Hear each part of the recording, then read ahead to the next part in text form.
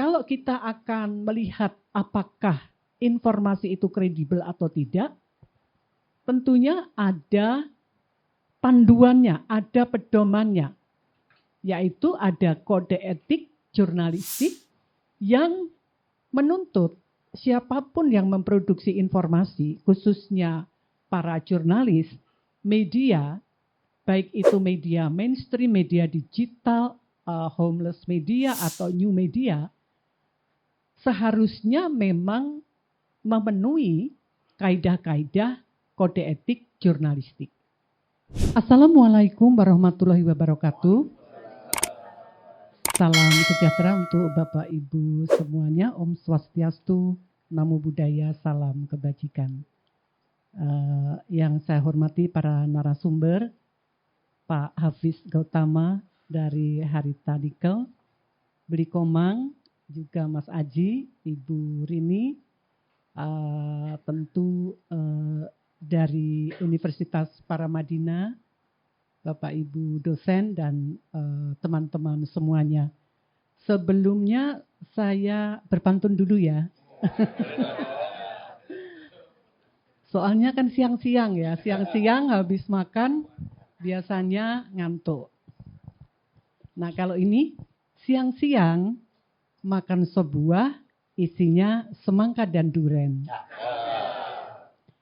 Tidak menyangka peserta Good News, Good Talk siang ini keren-keren. Kenapa keren-keren? Karena dengan perhumas itu biasanya kan cantik-cantik, ganteng-ganteng, wangi-wangi gitu ya. Iya, Bapak Ibu semuanya. Jadi ada pertanyaan bagaimana menjaga kredibilitas informasi publik. Wah ini jawabannya tentu panjang ya. Karena bagaimana kalau kita menjaga berita yang kredibel? Adakah mahasiswa di sini? Lah, mahasiswa. Oh, jadi yang ini ya. Kalau adik-adik mahasiswa, kira-kira informasi yang kredibel itu seperti apa ya? Atau para jurnalis?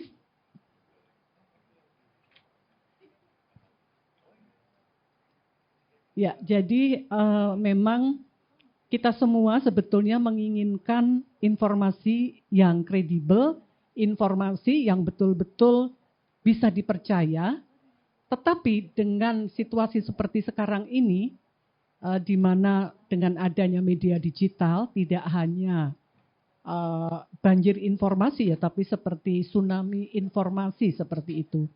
Karena memang alat untuk mendeliver informasi itu sekarang semakin banyak. Bahkan kalau di Indonesia, HP yang beredar di masyarakat itu lebih banyak dari penduduk Indonesia sendiri. Jadi sekarang ini HP yang beredar itu kurang lebih 353 juta HP. Itu setara dengan 126%. Jadi satu orang mungkin punya 2, punya 3. Nah ini semua adalah alat sumber informasi. Tetapi mengenai informasinya itu sendiri, apakah yang kita terima dari bangun pagi sampai tidur lagi ini informasi yang benar? Tentu tidak.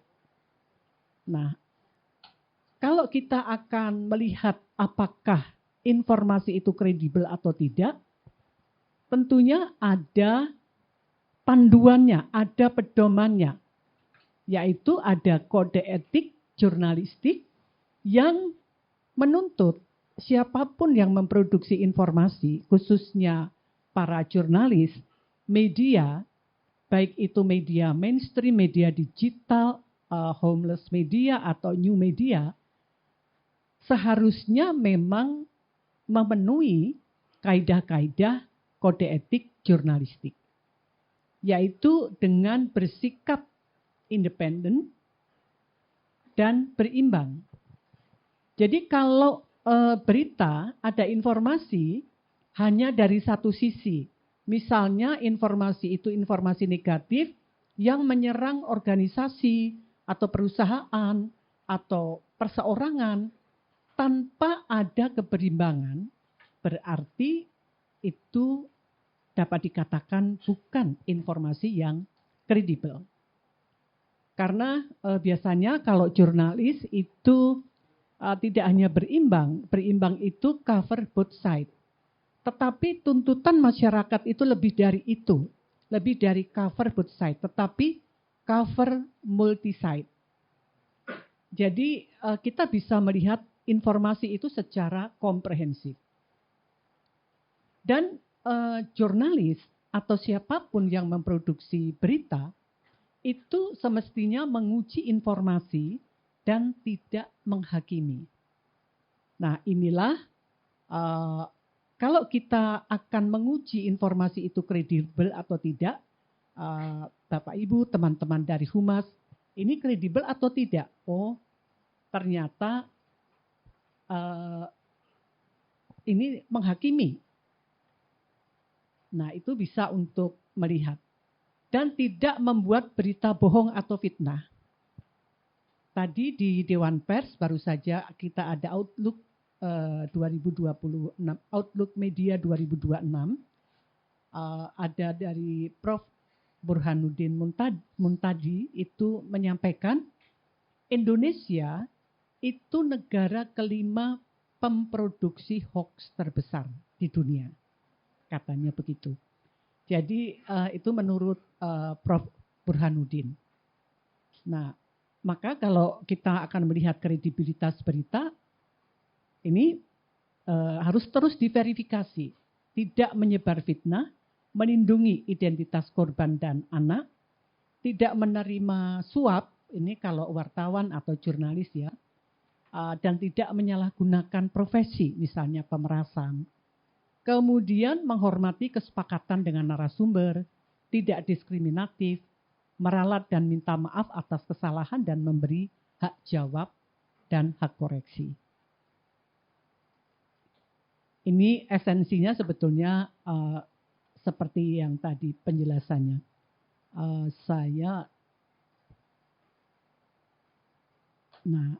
Ini jurnalisme dan humas.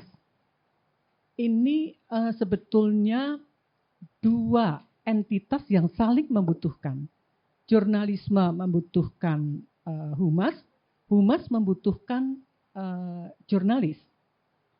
Jadi jurnalisme itu berorientasi pada kepentingan publik. Tapi kalau humas itu sebetulnya lebih berorientasi pada kepentingan organisasi, perusahaan, atau internal lembaga. Kalau jurnalis itu independen dari sumber berita, tapi kalau humas itu mengelola reputasi dan relasi. Nah, kalau jurnalisme itu kritis, bahkan terhadap institusi yang kuat, tapi kalau humas tentu menyampaikan perspektif dari institusi tersebut.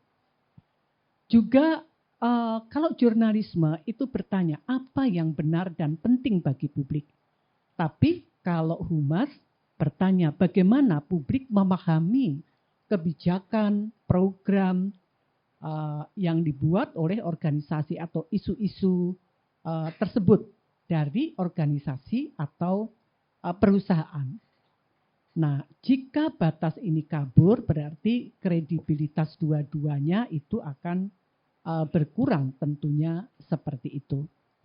Nah, bentuk hubungan antara jurnalisme dan humas, jurnalisme melakukan verifikasi dan pengujian atas informasi-informasi yang bersumber dari humas.